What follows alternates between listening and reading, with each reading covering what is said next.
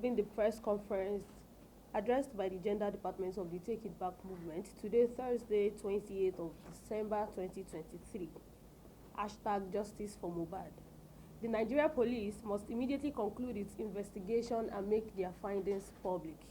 We condemn in strong terms the incessant threats of physical attacks against late Mohbad's wife and child.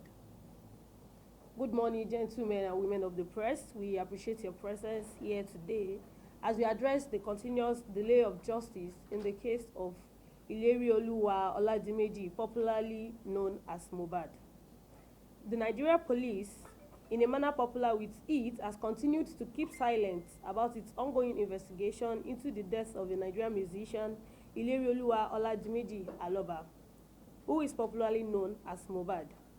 In September, the first public relations officer, Muyiwa Adejobi, in a statement said that the Lagos State Police Command has been tasked with investigating the death of the 27-year-old musician who had died under murky circumstances.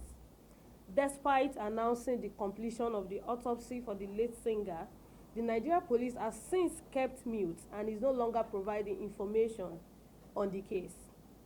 Recall that the circumstances surrounding the death of the late singer sparked a public outcry and the eventual emergence of the hashtag Justice for Mohbad campaign, which metamorphosed into protests across the country.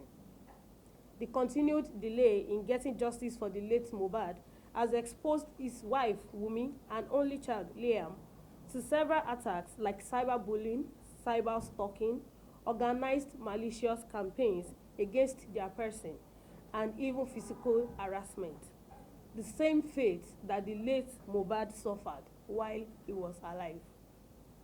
The Take It Back movement calls on the Nigeria police to stop the needless delays, make public its findings from the investigation, and protect the rights of the deceased wife and child. We also call on the police to take note of threats of physical harm against the wife and child of the deceased, and also bring perpetrators to justice accordingly. Thank you very much. My name is Amalola Pedro, the head of Gender Department, Take It Back Movement, Nigeria. So I was on the media during the course of the week, and clicking Justice for Mohbad, all I saw was live videos, especially from TikToks, and they are not speaking to the issues at all. Majorly threats, calling for some people to die, cloud chasing, and the likes. No update from the police, no update from lawyers, and it is becoming confusing. This is not how this case started. You remember that this young man died on September 12th, and it brought uprising. And the police were quick to action from the uprising. We give that to them. They had a press conference stating that this is what they will do. They will carry out transparent investigation, follow the rule of law, detailed and professional, fair evidential investigation, which we all say that is right, that is good. And they did the investigation, and from the investigation we got, and we listened to the press conference for the police, the CP Idowu, that was replaced now, they stated some facts from their hand, and some facts have not been open to the public. The fact they stated was the fact that this young man went for a program, came back for a program. At the program, he had an injury from an altercation with his friend. Watching the interview of the friend, Crowd Pine Boy, he did not mention the area of the fight.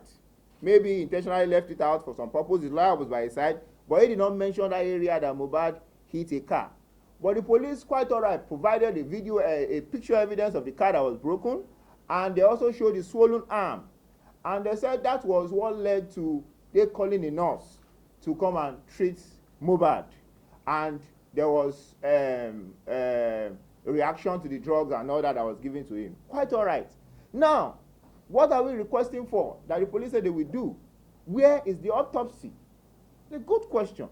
Where is the toxicology report? It's a good question. We have not gotten that. The case in the court, quite all right. There are some information that the Nigerian police, Lagos police should give to the public.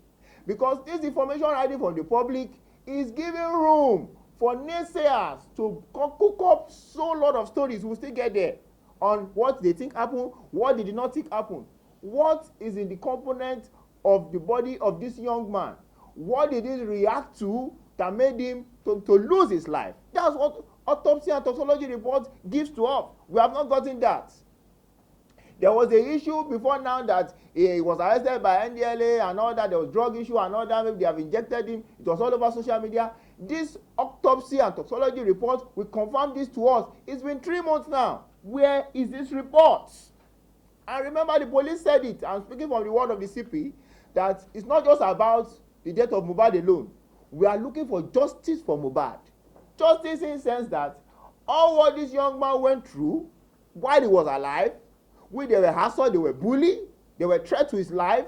We made him to write a petition on June this year, 25th, 27th of June. Where is the justice on this issue? Why are we not talking about this issue? Why are we on social media talking about whose family is this, whose not family is that? Those issues are not important. We're still going to get to the family. That is what we are calling for the police to do. To bring out these issues to the light. The issues that can be shared with the public that will not affect the court process. There are issues that they can bring to the light. And there's a lesson here. Before I continue on the police, we should not threaten people in our society. You can't go around start threatening people because you have police backing, because you think you have court backing, or because you think you have a political backing. You don't threaten people. If you have issues with people, follow the law. It's a lesson for the police to take threats seriously. A lesson for the police. Just this week, I've had 2 people calling me that there's a case in Alagbon, and when I hear the case, I'm very sad. Why is Alagbon receiving case of somebody is having case with his company? A young girl that is earning how much? Is having issues with a company of replaced material. Can't the divisional police in that area handle that case? Why is Alagbon taking such a case? Why are they wasting time on? These are criminal investigation department that should work on real criminal cases.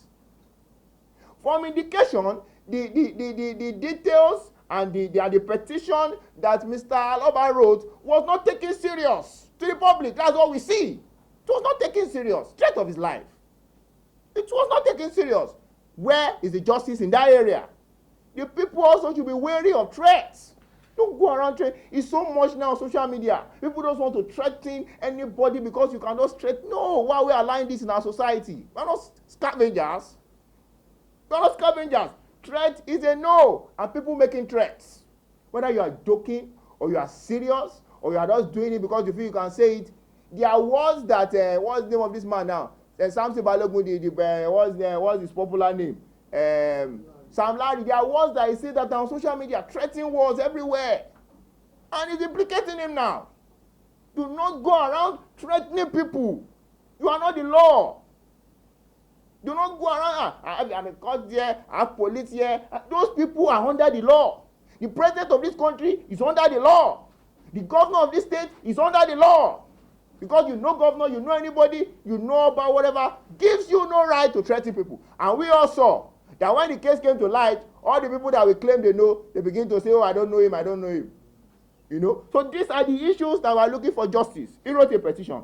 And what did the petition say? Threats of life, malicious damage of properties, there were witnesses.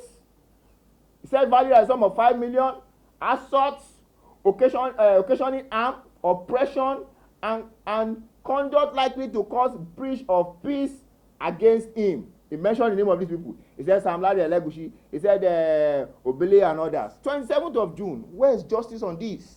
The police invited Sam Larry and when there was investigation. What came out of the investigation? What came out of the investigation?